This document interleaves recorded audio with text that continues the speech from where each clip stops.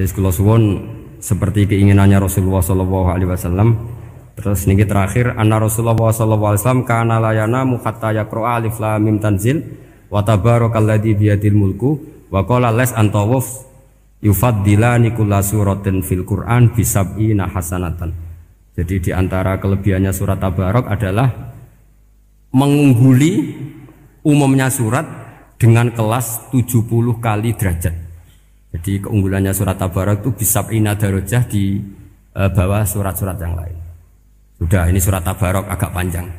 Tapi alhamdulillah dari semua itu surat Tabarok itu kalah mbek Qul huwallahu ahad. Jadi ini nikmat terbesar kita. Karena enggak perlu Tabarok, saiki porsi ini diturunkan jadi apa? Qul hu. Makanya banyak tarawih main apa? Qul hu. Itu bukan cari cepet, itu dalile musalsal ila Rasulillah sallallahu alaihi wasallam. Jadi ada sahabat itu kalau ngimami main Qul hu. Di Indonesia masih mendingan Qul hu-nya rakaat kedua ya. Itu enggak sahabat ini rakaat pertama ya Qul hu, kedua ya Qul hu. Masih mendingan di Indonesia dipakai selingan rakaat kedua. Singkat cerita sahabat yang makmum ini lama-lama mangkel, matur ya Rasulullah, ini orang yang kau pasrai jadi imam itu sering main Qul hu. Akhirnya Nabi memanggil, ya Fulan, kenapa kamu suka baca Qul hu? Li'annaha sifatur rahman, karena dalam surat Qul hu itu semuanya menerangkan sifatnya Allah Ta'ala. Maka saya suka itu. Nabi saat itu juga dapat wahyu, ya Muhammad, kasih tahu orang itu, inni uhibbu, saya suka dia karena dia suka Qul hu. Nah, itu aja hafalkan itu. Jadi itu riwayat yang lebih menggembirakan itu. Jadi tidak usah Tabarok, cukup apa? Qul hu. Dan itu lebih mutawatir. Makanya dalam legenda dunia kiai itu kan ini ada cucunya, ada cucunya Sayyidina Ali. Tuh, siapa yang bisa khatam Quran sekian menit? Yang menang Sayyidina Ali ya, karena baca Qul hu sampai 3 kali. Yang dianggap takdilul Quran, sudah sama dengan baca Quran. Jadi ini ijazah terakhir, ini jadi porsinya tambah turun. Saya itu suka. Saya itu punya banyak penggemar lah di Jogja, di Jakarta. Memang agama ini harus mudah. Saya itu kalau baca Qul hu itu sampai nangis. Nangis saya bukan karena faham atau haru, itu enggak. Sebaik itu Allah. Masa gara-gara hafal Qul hu, main Qul hu dicintainya? Ya karena memang Allah itu benar-benar zat yang baik. Makanya saya punya teman itu kurang ajarnya Masya Allah. Kalau tes ditanya rukun Islam berapa, nawakidul wudhu berapa, muftitatus sholat berapa, semuanya dijawab la ilaha illallah. Terakhir ditulis kafir Pak, sama nyalano iki. Nyalano la ilaha illallah kafir apa enggak? Gurunya bingung kan akhir. Di ek iku la ilaha illallah kok di ek. Akhirnya bocah diceluk, "Cung maksudem piye? Mun sampean wani ngek Pak, kafir Pak." Akhirnya sugahno ribet-ribet. Pertanyaan apa saja? Ma mubtilatus sholat ya la ilaha illallah. Nah gitu wudu ya. Tapi jangan tiru loh. Lah gurune apa ngek kawani kafir. Siapa yang berani ngek la ilaha illallah? Ya ana meneh sing mbuweling. Angin belinge itu disurati wong tuane. Kalau nu mondok sarang era kuno, jadi ijek lugu wong. Surati wong tuane, kowe gak susah, wong tuamu disurati. Tenang ya Gus, bapakku buta huruf. Jadi wis disurati, gak ngefek wong bapaknya buta huruf.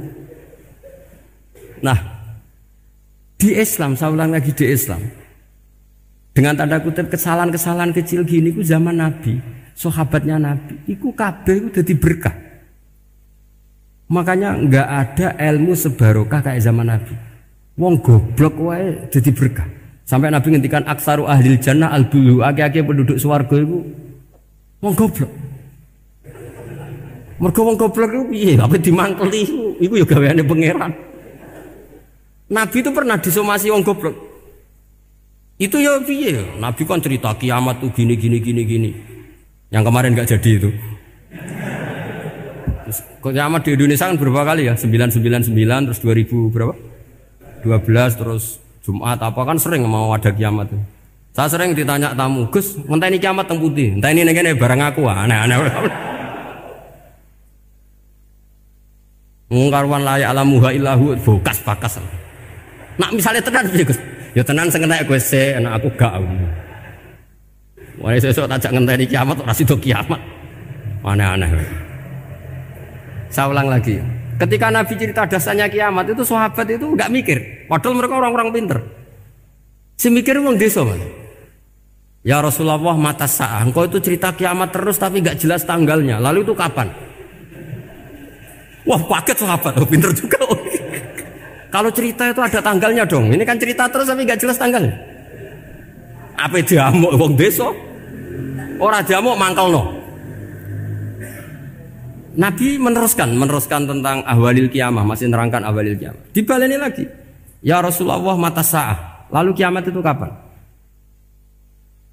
Ini kalau ijazai, jadi bodoh tapi untuk ridhanya Allah Ta'ala pun. Kalau lah kadang dari pinter gue nyesal. Ribet. Dikongkonan dikongkon Pak Najib barang ini akhirnya. Gara-gara pinter. Padahal kok ya wong bodoh lah mlebu swarga, ribet kan? Direwangi dadi wong alim, sebelum kok wong bodohne ya melok mlebu swarga. Wong gelombang kedua itu pengumumannya siapa pencinta Nabi, pencinta wong alim masuk swarga. Yang pertama seleksinya agak ketat. Yang kedua itu ya muhibbin mun cukup mun. Jadi sebenarnya swarga ya ketemu wong jelas-jelas nih. Wah repot ya. Akhirnya ketika Nabi gak jawab, sahabat itu banyak yang analisis kariha maqala, lam yasma, ada yang bilang lam yasma. Memang Nabi tidak dengar. Ada yang analisis sami'a wa kariha maqala. Sebenarnya Nabi itu dengar tapi gak suka karena pas khutbah diket, masih diinterupsi. Karena diulang-ulang lagi akhirnya akhirnya Arabi tadi mengulang-ulang lagi, akhirnya Nabi jawab. Karena Nabi itu orang yang sangat pintar, jawabnya ma'atatalaha. Kamu kok berani tanya kiamat kapan, persiapan kamu apa? Fawawahi ma'atatulaha kabiro sholatin wala siyamin wala kata wa kata walakin uhibbuka. Cek menang ya, cek pede. Apa Nabi tanya persiapan saya? Oh kalau sholat saya biasa kok bangga. Wes wong desa biasa kok. Fawawahi ma'atatulaha kabiro sholatin, saya sholatnya biasa, puasa biasa. Maksudnya wajib-wajib tok lah, ndak aneh-aneh. Tapi walakin uhibbuka, tapi saya ini mencintai engkau. Apa jawabannya Nabi? Almar'u ma'aman ahabba. Dan itu melegenda seluruh dunia, baru kayak Bedui. Jadi semua orang yang hafal hadis almar'u ma'aman ahabba atau anta ma'aman ahbabta, itu barokatu hadal Badui, karena berkahnya orang Bedui. Dan hadis itu mutawatir karena dikatakan Nabi ketika khutbah, orangnya banyak yang hadir banyak. Barokahnya orang Bedui, gak disopan santun. Mukjizatnya Nabi seringnya gara-gara orang Bedui. Nabi khutbah, wis khutbah cerita akhirat, cerita kebaikan. Ya Rasulullah, khutbah mohon bakas akhirat kebaikan. Sekarang itu tidak ada hujan, halakatil amwal. Sekarang harta hilang semua. Hewan-hewan sudah mau mati semua karena apa? Kekeringan. Mohon jenengan rasa bakas niku, pun jaluk udan mawon. Nabi langsung Allahumma, wah langsung udan tuwures. Nak jari ulama lah, Nabi berodok gelas putih udan seminggu nganti akhirnya sapi ini aku gak mati krono kehausan tapi kelentir. Parani nek Nabi, ini ora ngrasa salah paren ya Rasulullah. Wong kula yo donga udan ben ra mati, saiki mati tenggelam. Mun lereni santai wae. Nah, saya minta doa hujan supaya hewan-hewan itu bisa minum dan seger. Dan ini malah dok kelentir. Akhirnya Nabi itu rujuk menang. Allahumma hawalena wala alina Allahumma alal akam wa dzirab terus. Di wong desa. Betapa barokahnya wong desa iki orang tahu. Betapa Rasulullah itu sekali ngendikan alam itu harus tunduk. Jadi min mu'jizati Rasulullah sallallahu alaihi wasallam itu sekali ngendikan alam itu harus ngikuti. Jadi Nabi misalnya ngendikan hujan, itu panitia hujan, malaikat hujan harus nuruti. Nabi ngendikan berhenti juga harus berhenti. Makanya enak jadi Nabi itu. Tapi kamu nggak mungkin, sudah tutup, tidak ada mungkin. Makanya Nabi itu pernah minta dalam satu maidah, ya fulan saya ambilkan dirok. Dirok itu kaki kambing yang depan, diambilkan. Ambilkan lagi, diambilkan. Ambilkan lagi ya Rasulullah, bukankah kambing hanya punya dirok dua, kaki depan dua? Andaikan kamu bilang iya, maka akan selalu ada dirok selagi aku minta-minta. Karena alam ini akan mengikuti. Jadi Nabi misalnya mau dahar gitu ya, kok Nabi ngendikan ya Jabir, ini jangan kamu entas, yang entas harus saya. Ini cukup untuk makan orang banyak. Nabi sekali ngendikan cukup. Nasi ini punya konstitusi, harus cukup. Karena Nabi ngendikan cukup. Itu hebatnya Nabi. Beliau punya spesial. Alamnya harus nurut sama beliau. Makanya disebut wadhabu wal ghazala yasyadani laka birrisalah. Semuanya itu harus tunduk. Nah, akhirnya syafaat-syafaatnya Nabi itu gara-gara wong desa-desa. Saya itu pengagum wong bodoh ya, termasuk hadisul Arabi tadi. Ada orang desa tanya, "Ya Rasulullah, nanti kalau saya mati itu yang ngisap siapa ya?" Allah ya. Wah, baguslah. Terus langsung mulai. Barang mulai abe guyu-guyu. Nabi piye karepe? Dipanggil lagi. "Ya Arabi, kenapa kamu tertawa-tawa terus pulang?" "Ya baguslah kalau yang ngisap Allah. Selama ini hubungan sama Allah saya baik-baik saja." Tapi Nabi muji faqhu hadzal Arabi. Wis pinter kowe cong. Terus pernah lagi ada orang Bedui tanya, "Hal yadhakur rabbu ya Rasulullah? Apakah Tuhan itu pernah senyum?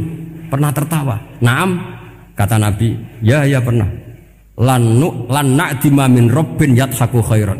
Kalau Tuhan pernah senyum, pernah tertawa, wah orang kalau pernah tertawa itu pasti baik. Ya baguslah, enggak apa-apa. Jadi makanya ini unik ya. Islam itu agama yang unik. Agama yang berkah, yang alimnya ya ketulungan, yang bodoh juga ketulungan. Karena memang agama ini untuk semua, lil alamin, untuk semua. Maka kata Imam Ghazali, Allah mengutus Nabi itu diutus ke raja-raja, diutus ke pedagang, diutus ke aromil, diutus ke fuqara, diutus ke birokrat, diutus ke apa saja. Ila jami'i sunufin nas, ila jami'i asnafin nas. Bahwa semua yang mengapresiasi kenabiannya Nabi itu mulai raja, pedagang, PNS, birokrat, orang miskin, orang apa saja mengapresiasi dakwahnya Rasulullah Shallallahu Alaihi Wasallam. Subhanallah wa bihamdihi adada khalqihi wa ridha nafsihi wa zinata arsyihi wa adada kalimatihi. Subhanallah wa bihamdihi adada khalqihi wa ridha nafsihi wa zinata arsyihi wa adada kalimatihi. Subhanallah wa bihamdihi adada khalqihi wa ridha nafsihi wa zinata arsyihi wa adada kalimatihi.